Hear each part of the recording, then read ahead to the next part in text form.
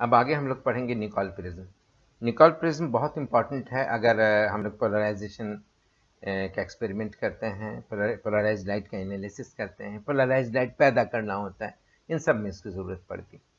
ठीक है, तो ये क्वेश्चन जो पूछता है इसमें दो तरह से क्वेश्चन पूछता है। एक तो निकोल प्रिज्म का, वही डिस्क्राइब निकोल प्रिज्म जो तुम्हें दिख रहा है यहाँ पर स्क्रीन पे, वो पूछता है।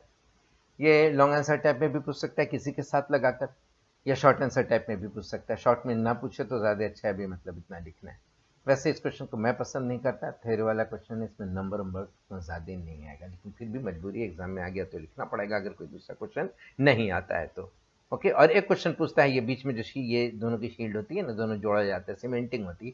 ये सीमेंट जो मटेरियल का यूज़ होता है बताएंगे भी, कनाडा बैल्सम का यूज़ होता है, तो वो क्यों होता है, वही मटेरियल क्यों यूज़ होता है। ये दो क्वेश्चन होता है, वो वाला क्वेश्चन है तो ज़्यादा बेहतर है। बहरहाल ए निकोल प्रिज्म, ये क्वेश्चन है डिस्क्राइब निकोल्स प्रिज्म। ए निकोल्स प्रिज्म या निकोल प्रिज्म, निकोल प्रिज्म भी कहते हैं, इज एन ऑप्टिकल डिवाइस। ऐसे बात है, लाइट में यूज कर रहे हैं तो ऑप्टिकल डिवाइस ही होता है generally, used for producing and analysing plane polarised light. Plane polarised light पैदा भी करेगा, निकालेगा भी, उसका एनालाइज भी करेगा। खैर चलिए, कंस्ट्रक्शन क्या है, कैल्साइट क्रिस्टल है। ये देखो ए बी सी डी, लेकिन उसको एज इट इज नहीं यूज किया गया, इसको थोड़ा रगड़ रगड़ के, इसको थोड़ा सा घिस के ए बी डैश बना दिया गया, इधर से एंगल चेंज कर दिया गया। एंगल चेंज करने का खास मकसद है, आगे जस्ट समझ में आएगा। A calcite crystal A B C D, जिसकी लंबाई है ना, उसकी चौड़ाई के मुकाबले में लगभग 3 गुना है। whose length is about 3 times more than its width is taken as shown in the diagram. Clear है? The end faces AB and CD are ground, घिस दिया गया, to change angle in principal section from कितना से कितना, 109 था ना, 75 degree जो था उसको चेंज करके क्या किया गया, इस तरह की एंगल होती है, 112 डिग्री कर दिया गया और 168 डिग्री कर दिया गया कैल्साइट क्रिस्टल के इसको। क्लियर है इस सैंपल को? तो वो क्या हो गया, अब बी बी डैश हो गया और डी डी डैश हो गया। क्लियर है? फिर क्रिस्टल को क्या किया, the crystal is cut along B dash D dash, काट दिया गया। और इस तरह से काटा गया, एक लाइन तो है उसको, उसके ऐसे से भी काटा जा सकता है, ऐसा काटा गया कि वो दो चीजों पे परपेंडिकुलर है। एक तो प्रिंसिपल सेक्शन जो पहले पढ़ाया था उस पर परपेंडिकुलर है, और एक एंड फेसेस हमारा सी डी डैश जो है, ये जो सी डी डैश है और ये ए बी डैश है, दोनों पे परपेंडिकुलर है, perpendicular to the end faces C D dash and B A dash. A B dash होगा, बी ए डैश गलत से लिखा गया है, आप सही कर लीजिएगा इसको। क्लियर है? उसके बाद क्या होता है, काट तो दिया, उसके बाद क्या किया, the cut surfaces are made optically plane, एकदम प्लेन किया गया, then cemented together by Canada balsam. अब सवाल ये होता है इसी को क्यों यूज किया गया, कोई भी दूसरा, ये दूसरा कोई भी, लेकिन ट्रांसपेरेंट सीमेंट यूज किया जाता है। एक तो ट्रांसपेरेंट है, एक उसकी खूबी है, और भी दूसरी बात है, विच इज क्या है, कनाडा बैल्सम ट्रांसपेरेंट। ठीक है, उसके अलावा the refractive index of Canada balsam lies Midway between those of calcite. Calcite का दो रिफ्रैक्टिव इंडेक्स, एक ऑर्डिनरी के लिए एक एक्स्ट्रा ऑर्डिनरी के लिए, है ना, cemented together by Canada balsam, which is transparent cement. The refractive index of Canada balsam lies midway between those of calcite for ordinary and extraordinary rays. अब refractive index calcite का ordinary रे के लिए कितना है, 1.66। कनाडा बाल्सम का क्या है, 1.55। और इसके लिए क्या है रिफ्रैक्टिव इंडेक्स कैल्साइट के लिए, 1.46। इसका मतलब है कि कैल्साइट इसके ई रे के लिए, कैल्साइट का ई रे के लिए 1.486 जो भी हो, ओ रे के लिए इतना, ओ रे के लिए ये। क्लियर है? और कनाडा बैल्सम का अपना ये। ठीक है, अब गौर से देखो, ये तो कैल्साइट का है, कनाडा बैल्सम का है। अब अगर ओ रे के हिसाब से देखा जाए तो कनाडा बैल्सम रेयर मीडियम है, और ई रे के हिसाब से देखा जाए तो कनाडा बैल्सम डेंसर मीडियम है। क्लियर है?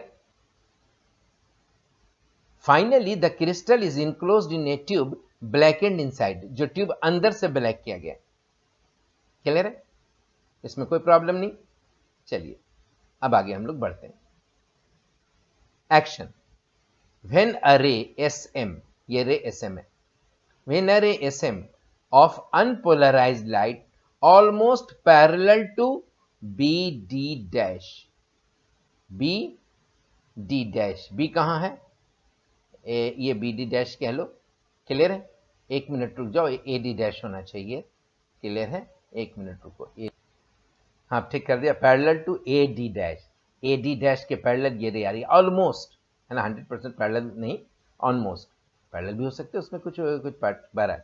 व्हेन ए रे एस एम ये पैरेलल है एकदम, of unpolarised light almost parallel to A D dash is incident on the surface A B dash, इस सरफेस पे इंसिडेंट हुआ, ये दो पार्ट में टूट जाएगा, है ना, दो प्लेन पोलराइज्ड में टूटेगा। It splits up into two plane polarise refracted rays, एक होगा ओ रे, पढ़ चुके हैं, दूसरा होगा ई रे, पहले पढ़ चुके हैं। The O ray has vibration perpendicular to the principal axis, O ray ये जा रहा है ना नीचे, देखो उसमें डॉट डॉट डॉट दिया हुआ है, उसका वाइब्रेशन ऐसे, और एक में ऊपर ऊपर नीचे एरो दिया हुआ है ना, उसका वाइब्रेशन ऐसे, एक का वाइब्रेशन ऐसे ऐसे ऐसे ऐसे ऐसे ऐसे ऐसे ऐसे वाइब्रेट करते हुआ जा रहा है, एक ऐसे ऐसे ऐसे ऐसे ऐसे वाइब्रेट करते हुआ जा रहा है, ठीक है। The O ray has vibration perpendicular to the principal section, ये है ना। Canada balsam is optically rarer than calcite for ordinary ray, Canada balsam क्या है, रेयरर है, ठीक है, किसके लिए, ऑर्डिनरी रे के लिए, लेकिन एक्स्ट्रा ऑर्डिनरी के लिए वो डेंसर है। अब क्या होता है, ये डेंसर से रेयरर में पड़ा, है ना, बहरहाल आगे की बात इसमें लिखा हुआ, उसको समझाते चलते हैं। The O ray has vibration, ये तो हो गया। Canada balsam is optically rarer than the calcite for ordinary ray, है ना। If theta equal to critical angle between Canada balsam calcite and Canada balsam for ordinary ray, then sine theta क्या होगा, mu by mu zero निकालने के बाद 69 degree. Clear है, और यहां पर जो यह आके पड़ता है ना, वो 69 डिग्री से ज्यादा पड़ता है, जरूरी नहीं, या इधर भी है ना, ये इतना ये दूर है, इतना एंगल बना कि ये जाते जाते यहां पर कितना 69 डिग्री से ज्यादा पे पड़ता है। As the length of crystal is large, the angle of incidence of O ray at the calcite balsam surface becomes greater than the critical angle, लंबा है, लंबाई ज्यादा है इसलिए ये ज्यादा तिरछा हो गया, है ना, ज्यादा और लंबा होता तो और तिरछा होता, बहरहाल इतना लंबा होने पे इतना तिरछा हो जाता है कि ये यहाँ पर जो इंसिडेंट करता है, ये जो एंगल बीच में बनती है, यहाँ पर नॉर्मल खींचो, ये एंगल जो बीच में बनेगी वो क्या है, क्रिटिकल एंगल से ज्यादा बनी, ठीक है। अब क्या हो गया, ये यहाँ से टोटल इंटरनल रिफ्लेक्शन हुआ, और यहाँ जाके ये जो ब्लैक किया हुआ है उसमें जाके समा गया, तो उधर से अब निकलेगा क्या, एक रे निकलेगी ऑर्डिनरी, ये जो एक्स्ट्रा ऑर्डिनरी है, एक्स्ट्रा ऑर्डिनरी भी तो प्लेन पोलराइज्ड है, तो हमको क्या निकल गया, प्लेन पोलराइज्ड लाइट निकल गया, सीधी सी बात है ना। एज द लेंथ, ये तो हो गया, hence the O ray is totally reflected at calcite balsam surface and is finally absorbed by the blackened tube, वो एब्जॉर्ब हो गया। The E ray passes from rarer to denser medium, and वो तो rare से denser में जा रहा है, तो रेयर से डेंसर में तो टोटल इंटरनल रिफ्लेक्शन होगा नहीं, है ना, and it is transmitted at calcite balsam surface, वो जो सरफेस है, वो जो ऐसा सरफेस है उससे वो निकल जाता है।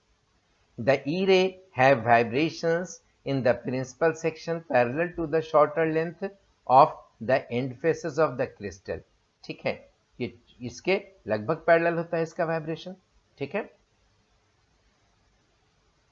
In this way we get a single beam of plane polarized light by Nicol prism. Nichols पूछा, वहां क्वेश्चन देखने एपोस्ट्रोफी से तो रखना, नहीं तो नहीं रखना, रखना नहीं चाहिए, okay.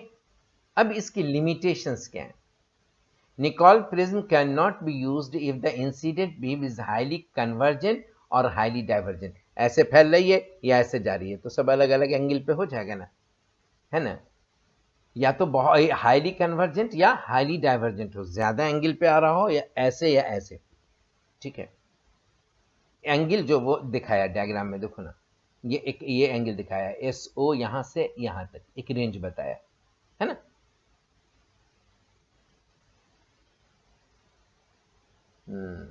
If angle this becomes greater than 40 degree, then the angle of incidence at calcite balsam surface becomes less than इतना. So the O ray also transmits through the prism along the E ray. So the line emerging from the Nicol prism will not be plane polarized. ठीक है. If SE इधर से दिखाया, इधर से, और अगर ये हुआ तो दोनों नीचे चला जाएगा. वो देख लो. पहले कहा SOMS, SOMS की बात कर रहा है, SEMS की बात कर रहा है. दो एंगल उधर है.